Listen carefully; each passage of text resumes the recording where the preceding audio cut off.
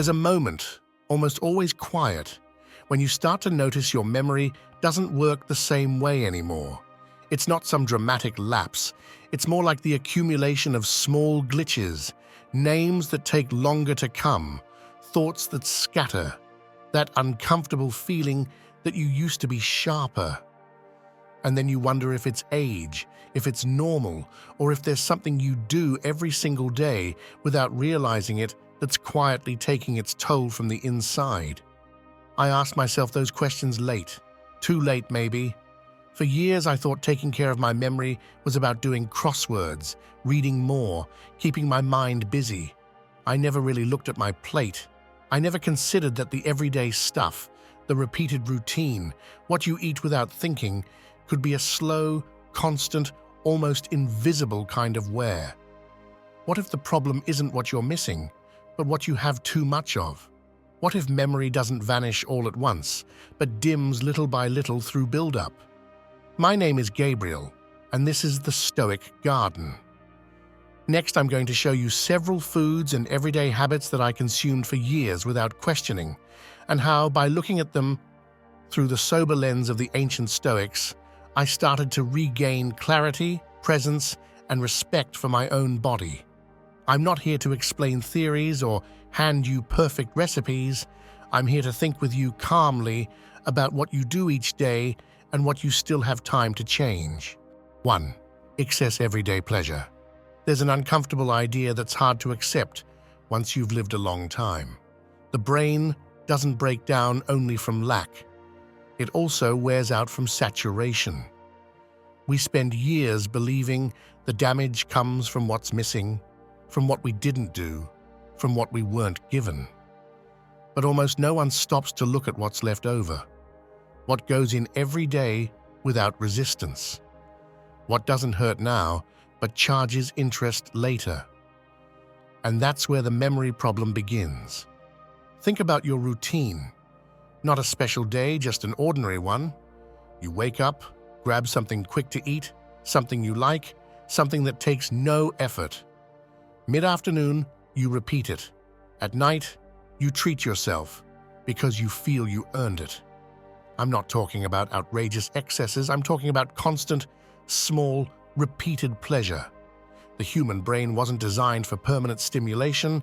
It needs pauses, contrast, restraint. When it doesn't get them, it dulls. And memory is the first to pay the price. I remember a friend my age, retired, a good person, hard-working his whole life. He told me he couldn't retain anything anymore, that it was hard for him to follow a conversation. He thought it was age. But when you looked at his day, everything was designed to avoid discomfort. Nothing bitter, nothing simple, everything easy, everything tasty, everything immediate. The body had become obedient to pleasure and the mind dependent on it. That's not aging. That's neglect disguised as comfort. The Stoics spoke of self-mastery not as a heroic act, but as a daily practice. Marcus Aurelius didn't deny himself as punishment. He organized himself for clarity. Excess pleasure doesn't destroy you all at once, it makes you soft. And a soft mind doesn't remember well. Not because it's broken, but because it never rests. It's always being stimulated, pushed, distracted. Look at yourself honestly. How many times do you eat without real hunger? How many times do you choose the most intense option just to avoid feeling empty? I'm not asking to blame you. I'm asking because that's where memory recovery begins, not in prohibition, but in discernment, in learning again to tell the difference between what nourishes you and what merely entertains you. There's a simple tool that helped me more than I expected. Before eating, I stop for a few seconds. I don't pray. I don't perform rituals. I ask myself whether what I'm about to put in my mouth will support me or just stimulate me. Sometimes I eat it anyway, but it's no longer automatic, and when an action stops being automatic, the mind starts to wake up. The problem is that if you don't put order to pleasure now, later the body will do it by force, and it rarely does so gently.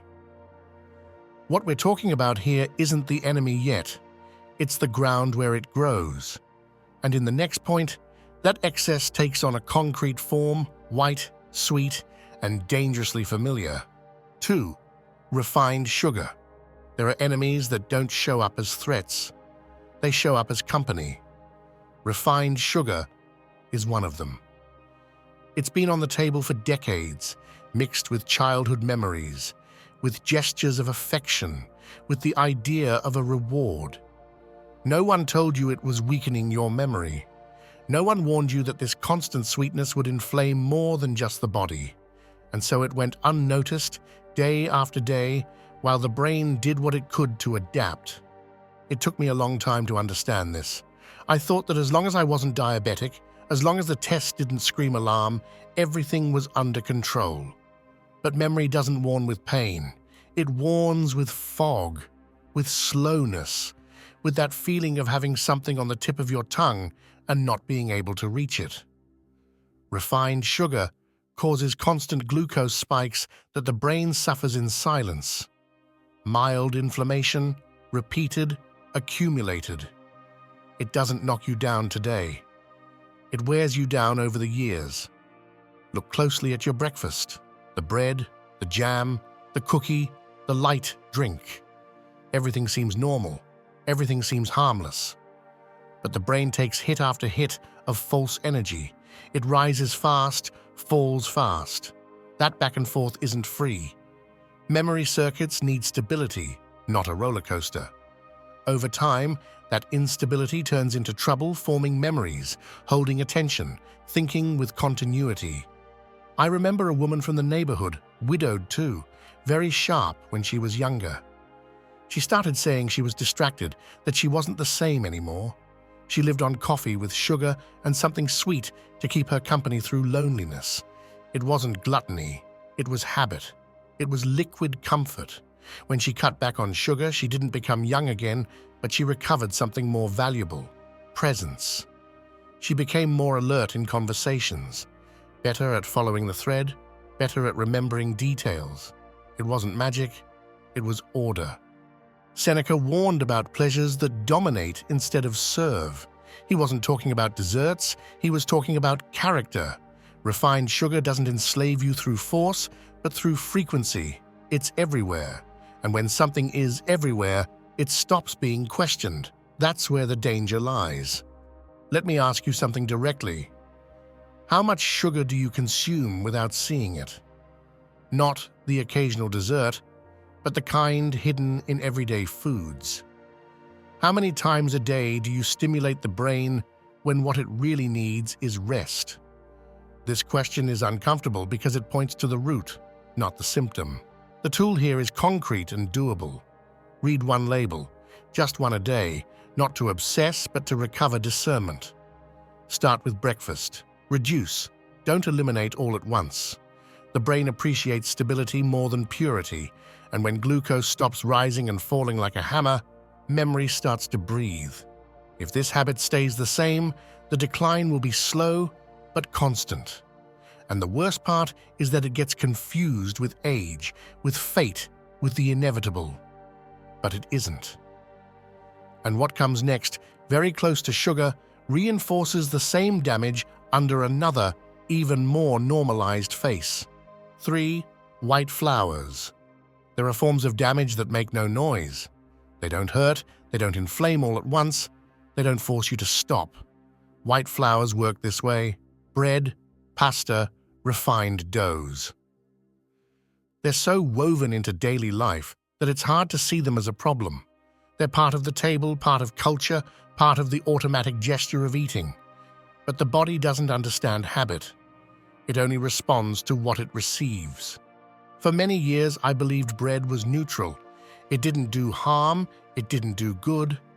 It was just there. It went with everything. And without realizing it, it became the base of almost every meal. What I didn't know then was that each portion raised glucose like a silent tide, not a violent spike, but a steady, repeated daily rise. The brain lives connected to that tide, and when the level never fully drops, clarity begins to erode. Imagine the brain as a work table. If new papers are coming in all the time, with no space to sort them, no pauses, disorder doesn't take long to appear. White flours do something similar. They keep the brain busy processing fast, unnecessary energy that doesn't turn into strength, but into metabolic noise. Over the years, that noise affects attention, long-term memory, the ability to hold onto an idea without losing it. I've seen this many times in older people who say they eat little, but always eat the same things. A plate of pasta at midday, something with bread at night, nothing excessive, all normal. And yet they live mentally tired. They struggle to concentrate. Details slip away. It's not a lack of intelligence, it's wear and tear. The body tolerates it for years before sending the bill, and when it arrives, it feels unfair. Epictetus said we're not disturbed by things themselves, but by how we use them. White flours aren't poisoned by nature. The problem is frequency and the role they play. When they replace foods that truly nourish, they quietly impoverish the system. And the brain, which depends on stability, starts operating at half capacity. Let me ask you an uncomfortable question. Could you go a full day without white flours, without feeling like something essential is missing? If the answer is no, it's not hunger, it's dependence. And dependence never coexists well with memory or autonomy. The tool here isn't elimination, it's spacing. Choosing moments, stopping their use as a base, changing the side dish. I started with something simple, one less serving per day. Nothing heroic. Within a few weeks, I noticed my head felt clearer in the afternoon, less heavy. It wasn't suggestion, it was metabolic rest. If you keep building your meals on this constant tide, memory will keep running in the background. It doesn't shut off, but it slows down. And what comes in the next point doesn't just sustain this damage, it amplifies it from an even more invisible place, hidden in almost everything you buy without thinking. 4. Refined vegetable oils. This is one of those points almost no one wants to hear because you can't see it. It has no strong taste. It doesn't trigger immediate guilt.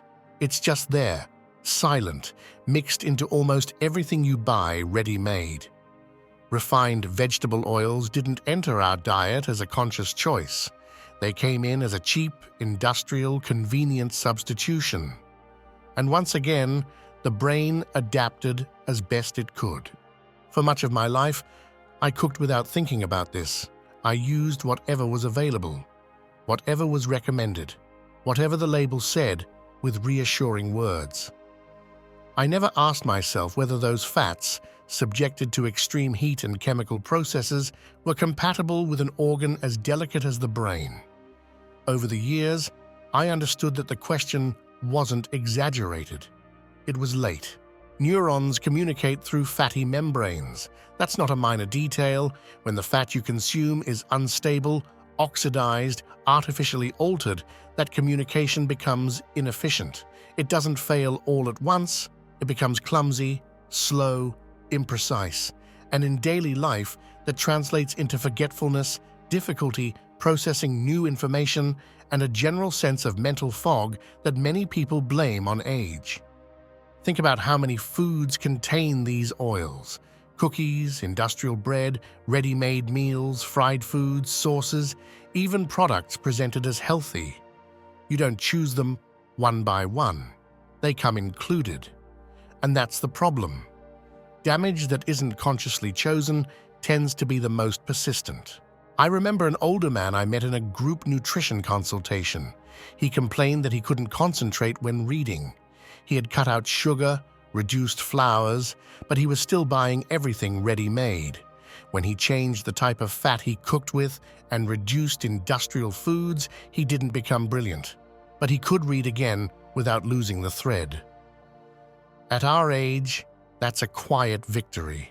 Ancient cultures used simple, stable fats, not because of nutritional science, but because of common sense. Animal fat, olive oil, things that don't spoil easily. Today, science confirms what experience already showed. The brain isn't built for oils designed to last for years on a shelf. Let me ask you something concrete. Do you know what oil was used to cook what you ate today? If you don't, it's not a moral failure. It's a sign of excessive delegation. And when you delegate everything, even what enters your body, sovereignty weakens. The tool here is basic. Cook more simply. Choose a stable fat and use it without fear, but with moderation. Read ingredient lists and avoid products where the oil isn't clearly named. There's no need to become obsessive. There is a need to become aware. If this point is ignored, everything before it loses strength. Because you can reduce sugar and flours, but if you keep feeding the brain fats that interfere with its communication, memory will keep fighting uphill. And what comes next no longer acts in silence. It shows up as food, but works like constant noise. 5. Ultra-processed foods. There is a deep difference between eating and consuming, even though for years we've been led to believe they're the same. Ultra-processed foods aren't meant to nourish. They're designed not to inconvenience. They open easily, chew quickly, and digest with no apparent effort.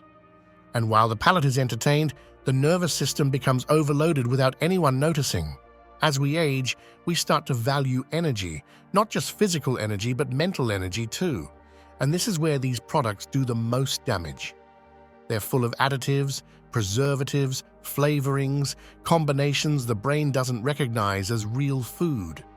Each unfamiliar ingredient demands extra work.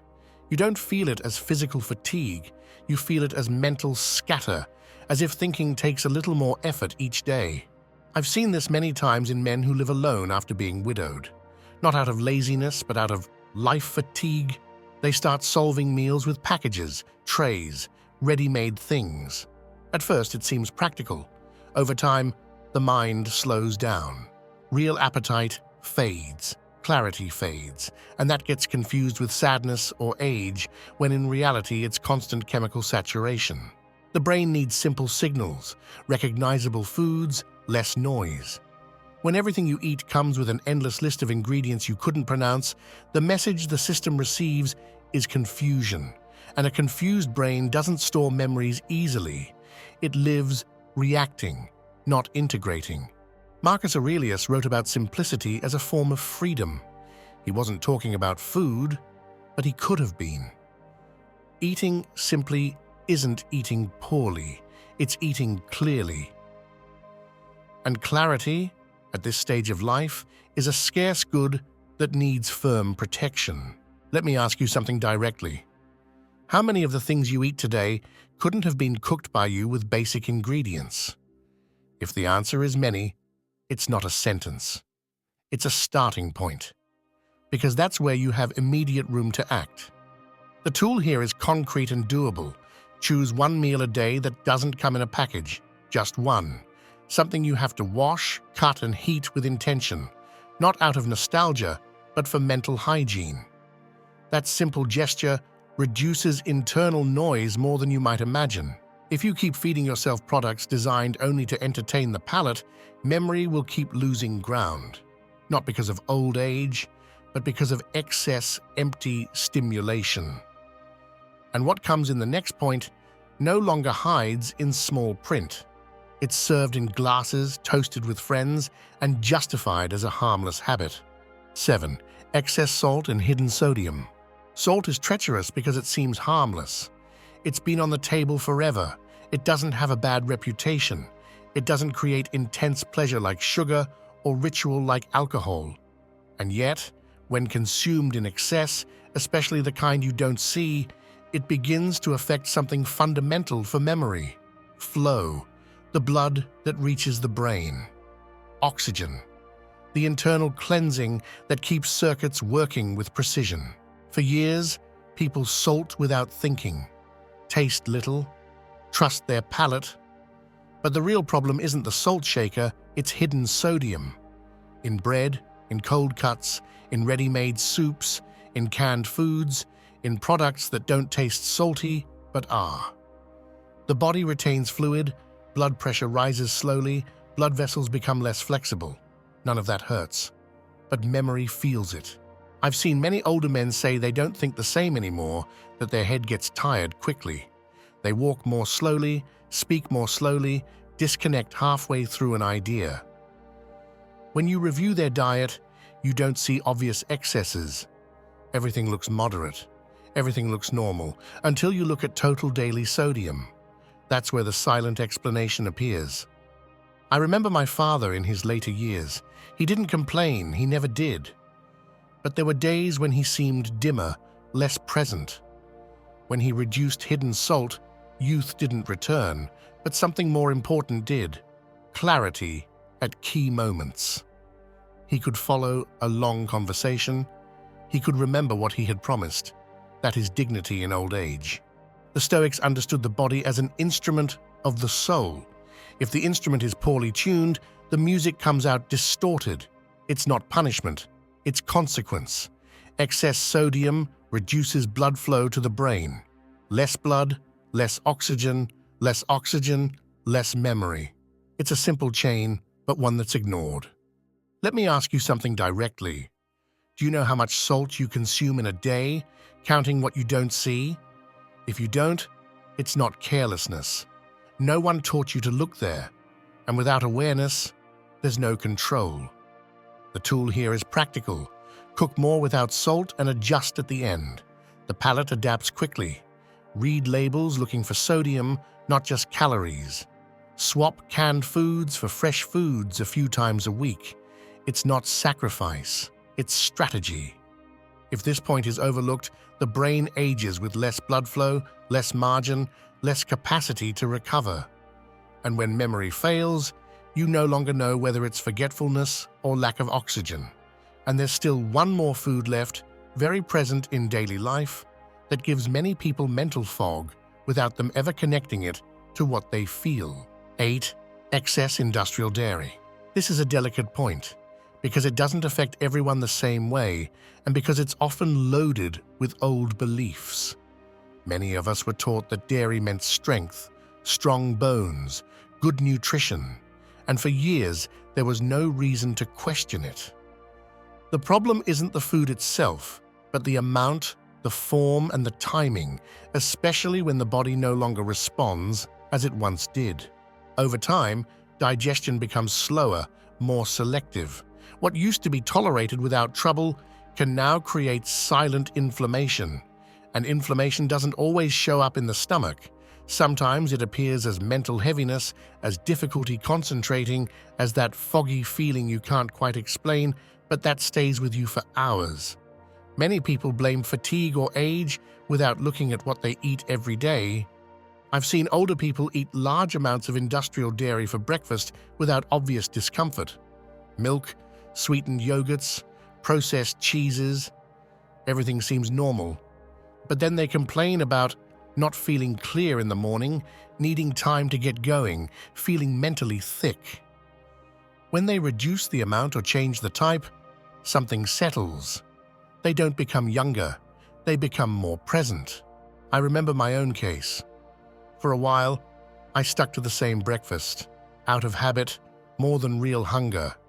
It did make me feel full, yes, but it also made me slow. When I started paying attention to how I felt afterward, not the next day but an hour later, I understood something wasn't right. I didn't eliminate everything. I adjusted. And clarity came back little by little, without drama. Not everyone reacts the same way to dairy, and that needs to be said honestly. But ignoring the possibility that it may be affecting you means missing an opportunity to improve. The body changes, and wisdom lies in listening to those changes without pride or nostalgia. Adapting isn't giving up, it's self-governance. Let me ask you something simple. Do you feel clearer or heavier after consuming dairy? Don't answer now, observe it tomorrow. The body responds quickly when it's listened to. The tool here is conscious observation. Reduce amounts for a few days.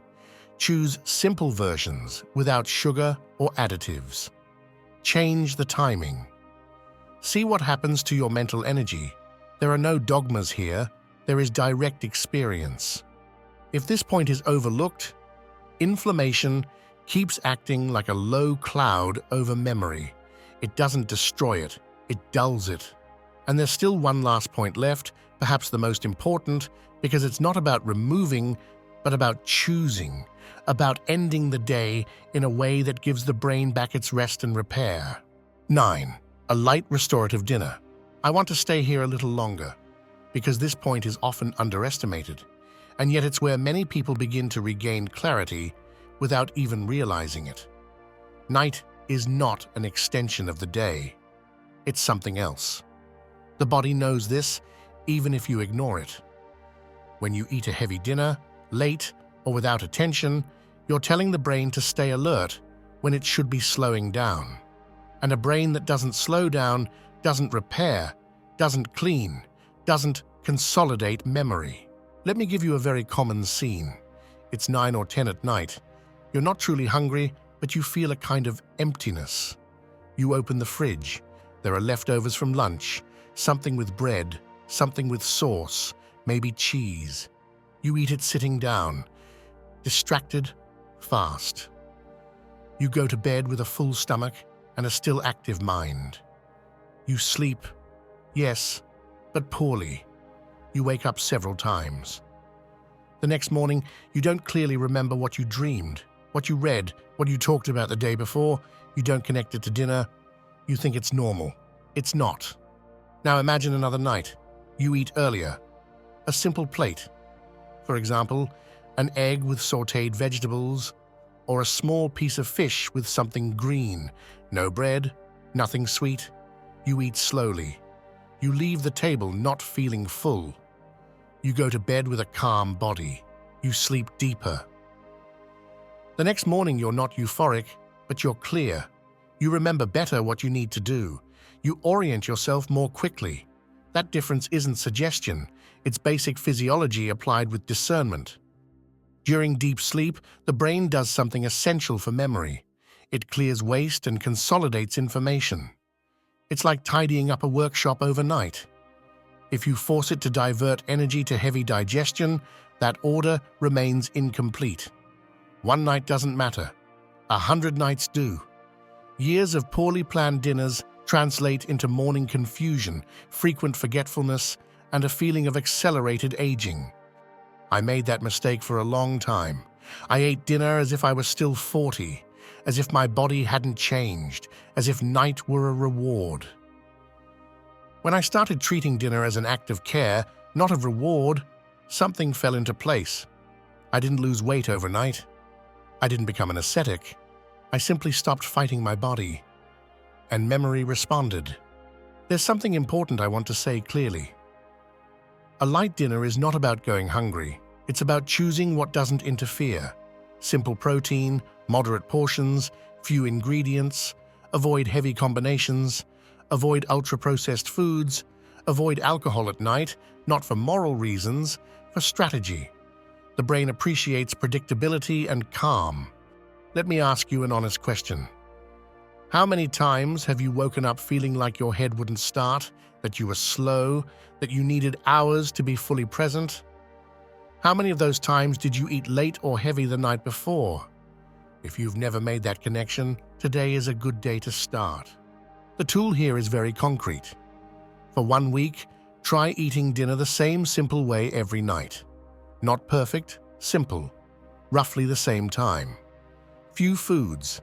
Observe not just your weight or your stomach, but your morning memory, your clarity when speaking, how easily you remember tasks. The body responds quickly when it's allowed to work in peace. This point doesn't close anything. On the contrary, it opens a quiet responsibility, because now you know that every night you're training the memory of the next day. Not with mental games, but with small decisions. And those decisions, sustained over time, mark the difference between aging in confusion or aging with clarity. We've walked together through an uncomfortable but necessary path. Not to scare you, not to point out mistakes, but to give back something that's often lost with the years. Discernment. We talked about excess everyday pleasure, refined sugar, white flours, industrial oils, ultra-processed foods, habitual alcohol, hidden sodium, excess dairy, and finally, how to end the day with a dinner that repairs instead of wearing you down. These aren't isolated ideas. It's one single thread. What you do every day without thinking ends up thinking for you. I want to leave you with a reflection that was decisive for me. Memory is not just a function of the brain, it's an expression of order. When your body lives in constant noise, the mind can't be clear. When everything is excess, memory defends itself by dimming. Aging with dignity isn't about remembering everything, it's about remembering what matters, and that is protected with small, sustained, possible decisions. Not with perfection, but with responsibility. My name is Gabriel, and this is the Stoic Garden. This channel exists to accompany you in the second half of life as you recover sovereignty over your body, your mind, and your decisions. If this content helped you see something you hadn't seen before, I invite you to subscribe, to share this video with someone you want to take care of, and to leave a comment with the phrase, "I am Stoic" or "I am Stoic," along with the country you're listening from. I read all the comments, and I like knowing from which part of the world this community of people who still choose to live with dignity is growing. Next, 2 videos will appear on screen that can help you continue putting your life in order with calm and firmness. Choose one, and we'll continue the path together.